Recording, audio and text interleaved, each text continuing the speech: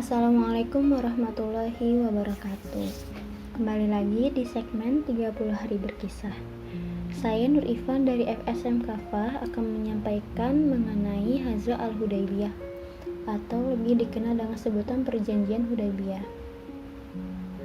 Perjanjian Hudaybiyah ini terjadi di Hudaybiyah Mekah pada bulan Maret tahun 628 Masehi atau Zulqa'dah 6 Hijriah antara kaum Quraisy dengan kaum Muslim Madinah.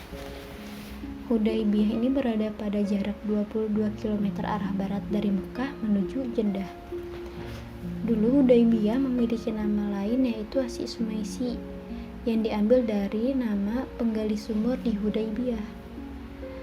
Terjadinya perjanjian ini karena kaum Quraisy Mekah melarang kaum Muslim Madinah untuk masuk ke Mekah dalam rangka melaksanakan ibadah haji umrah. Dan pada akhirnya Rasulullah mengajak mereka untuk bernegosiasi hingga mengadakan perjanjian damai. Kaum Muslim Madinah pun menyetujui langkah Rasulullah, yaitu bahwa jalur diplomasi lebih baik daripada berperang. Kejadian ini pun diabadikan dalam Al-Quran surat Al-Fat ayat 24 yang berbunyi, A'udzubillahi minasyaitonirrajim. Bismillahirrahmanirrahim. Wa huwa alladzi kaffa aydiyahum ankum wa aydiyakum anhum bi batni Makkah min ba'di an asfarakum alaihim wa kana Allahu bima ta'maluna basira, yang artinya, dan dialah yang mencegah tangan mereka dari membinasakan kamu dan mencegah tangan kamu dari membinasakan mereka di tengah kota Mekah setelah Allah memenangkan kamu atas mereka. Dan Allah Maha melihat apa yang kamu kerjakan. Sebelum Rasulullah mengizinkan kaum muslim untuk mengadakan perjalanan ke Mekah, Rasulullah pernah bermimpi bahwa Rasulullah memasuki Baitul Haram atau Mekah bersama sahabatnya dengan aman, tanpa ada rasa takut dan keadaan rambut sudah tercukur. Seperti diabadikan dalam Al-Quran surat Al-Fat ayat 27 yang berbunyi, A'udzubillahi minasyaitonirrajim. Bismillahirrahmanirrahim. Laqad sadaqallahu rasulahu ru'ya bil haq la tadkhulunna masjidal harama insyaallahu aminin muhallikina ru'usakum wa muqassirina la takhafuna fa'alima ma lam ta'lamu faja'ala min dunil dzalika fathan qariba, yang artinya, sungguh Allah akan membuktikan kepada Rasulnya tentang kebenaran mimpinya bahwa kamu pasti akan memasuki Masjidil Haram jika Allah menghendaki dalam keadaan aman dengan menggunung rambut kepalanya dan memendekkannya, sedangkan kamu tidak merasa takut, maka Allah mengetahui apa yang tidak kamu ketahui, dan selain itu Dia telah memberikan kemenangan yang dekat. Akhirnya Rasulullah mengizinkan kepada kaumnya untuk melakukan perjalanan dengan tujuan untuk melaksanakan ibadah umrah atau ibadah haji. Nah, hal tersebut malah disambut gembira oleh kaum muslim Madinah. Kira-kira sebanyak 1.000 orang yang menuju Mekah untuk berangkat di tahun 6 Hijriah atau 628 Masehi. Karena demi menghilangkan prasangka kaum Quraisy Mekah, Rasulullah melarang kaum muslimin untuk membawa senjata kecuali binatang kurban dan pedang untuk memotong binatang, serta kaum muslimin hanya diperbolehkan mengenakan pakaian ihram. Berita mengenai perjalanan Rasulullah dan kaum muslimin itu untuk menunaikan ibadah umrah akhirnya sampai ke telinga masyarakat Quraisy. Mereka curiga karena bisa saja sebagai taktik belaka untuk menembus kota Mekah. Dan para pemuka Quraisy pun tetap berpegang teguh pada pendiriannya untuk melarang Rasulullah dan kaum muslimin masuk ke Mekah. Sehingga kaum Quraisy mulai menyiapkan sekitar 200 orang di bawah pimpinan Panglima Khalid ibn Walid untuk menghalangi Rasulullah dan pengikutnya untuk masuk ke Mekah. Rombongan Rasulullah dan para sahabat yang sedang menuju Mekah akhirnya mengetahui hal tersebut setelah Rasulullah bertemu dengan seseorang dari suku Ka'ab. Dari suku Ka'ab mengatakan bahwa kaum Quraisy telah menuju ke ke suatu daerah Kiram Garim, dan mereka bersumpah untuk menghalangi Nabi Muhammad dan kaum muslimin untuk memasuki kota Mekah. Akhirnya Rasulullah berupaya mencari jalan lain untuk menghindari agar tidak bertemu dengan kaum Quraisy. Satu-satunya jalan yang dapat ditempuh adalah berkeliling dengan mengintari pegunungan. Sedangkan untuk mengintari jalan tersebut amatlah sukar. Nah, setelah penempuhan perjalanan yang amat melelahkan, akhirnya rombongan tersebut sampai di suatu daerah yang bernama Al-Hudaybiyah. Melihat kondisi tersebut, kaum Quraisy pun mulai ragu untuk mengambil inisiatif penyerangan. Mereka akhirnya mengutus beberapa orang dari kalangannya, yaitu Budail ibnu Warqam dan Hulais al-Habsyi, untuk menanyakan maksud sebenarnya menuju kota Mekah. Rasulullah pun menjawab bahwa tujuan sebenarnya hanyalah untuk melaksanakan ibadah haji umrah dan bukan untuk memerangi mereka. Namun, pihak Quraisy tidak percaya begitu saja. Mereka pun kembali mengirimkan utusan untuk bertemu Rasulullah, yaitu Urwah ibnu Mas'ud al-Thaqafi, seseorang yang cukup disegani di masyarakatnya. Namun, laporan Urwah pun tidak ditanggapi, yang pada akhirnya para pemuka kaum Quraisy menyuruh sekitar 4 keluarganya untuk keluar pada malam hari untuk melempari kemah Rasulullah dan rombongannya. Sebelum mereka melancarkan aksinya, pihak Rasulullah sudah mengetahui dan mereka tertangkap basah lalu digiring di hadapan Rasulullah.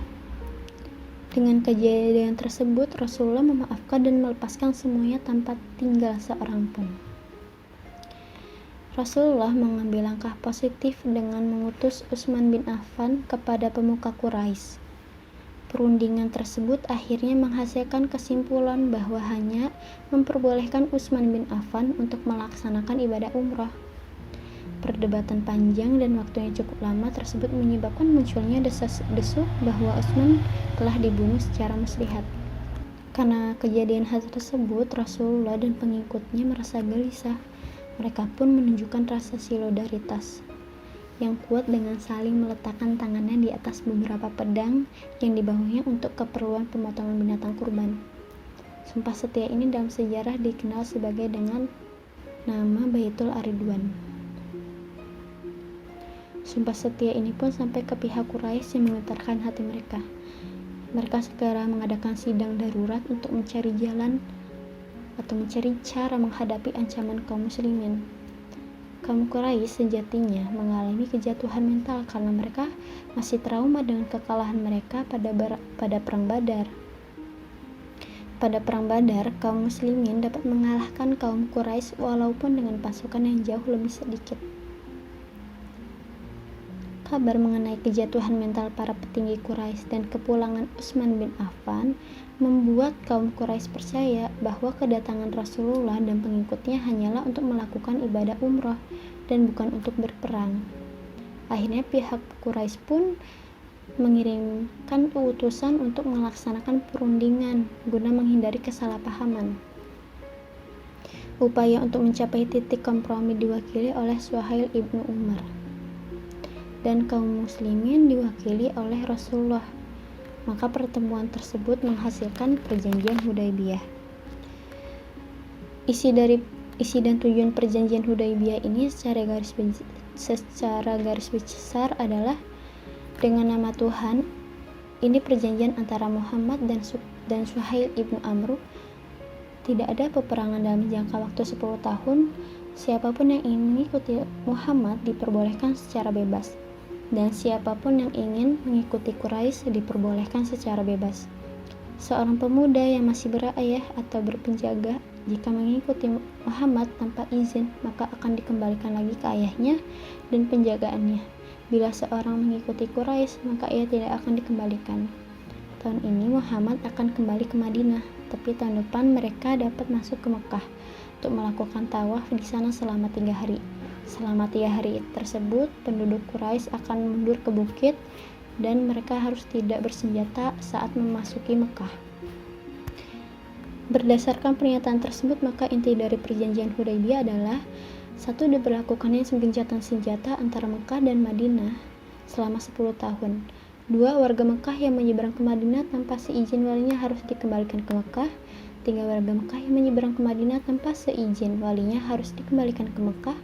Warga Madinah yang menyeberang ke Mekah maka tidak boleh kembali ke Madinah.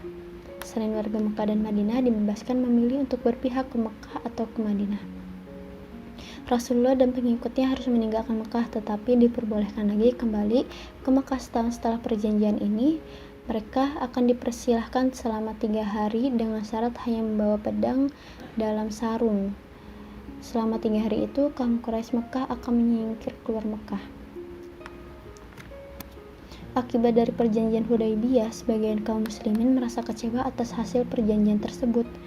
Mereka menilai bahwa perjanjian ini merupakan suatu kelemahan dan kekalahan. Bahkan ketika Rasulullah memberikan perintah untuk menyembelih hewan kurban, mereka tidak segera mematuhi perintahnya. Umar bin Khattab meronta tidak rela atas kesepakatan yang telah dicapai antara kedua belah pihak. Perjanjian tersebut seperti sebuah sikap perendahan dan penghinaan terhadap Islam serta para pengikut dan Nabi. Seiring berjalannya waktu, hasil dari perjanjian itu pun mulai terlihat. Sejarah perjanjian Hudaybiyah ibarat suatu kemenangan nyata bagi kaum muslimin dan perjuangan Islam. Terdapat beberapa hal yang sangat penting dari hasil perjanjian tersebut, yakni perjanjian Hudaybiyah ditandatangani oleh Suhail bin Amr sebagai wakil kaum Quraisy Mekah. Suku Quraisy adalah suku yang sangat dihormati di Arab sehingga Madinah diakui mempunyai otoritas sendiri.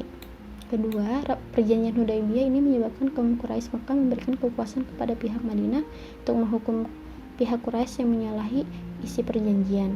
Ketiga, perjanjian Hudaybiyah memperlihatkan keseimbangan karena adanya kebebasan masing-masing suku yang ingin menggabungkan diri atau bersekutu kepada salah satu pihak tanpa adanya tekanan paksaan. Nabi Muhammad SAW memahami betul karakter orang-orang Mekah sehingga beliau memastikan bahwa kaum Quraisy ini akan melanggar perjanjian tersebut sebelum selesai 10 tahun. Dan hasil perjanjian tersebut akhirnya dilanggar oleh kaum Quraisy sehingga perjanjian ini menjadi landasan hukum untuk menaklukkan kota Mekah. Pelanggaran perjanjian Hudaybiyah mampu diatasi oleh kaum muslimin dan kaum muslimin bisa membalasnya dengan penaklukan Mekah atau Fathul Mekah pada tahun 630. Mungkin cukup sekian dari kisah yang saya sampaikan, kurang lebihnya mohon maaf. Assalamualaikum warahmatullahi wabarakatuh.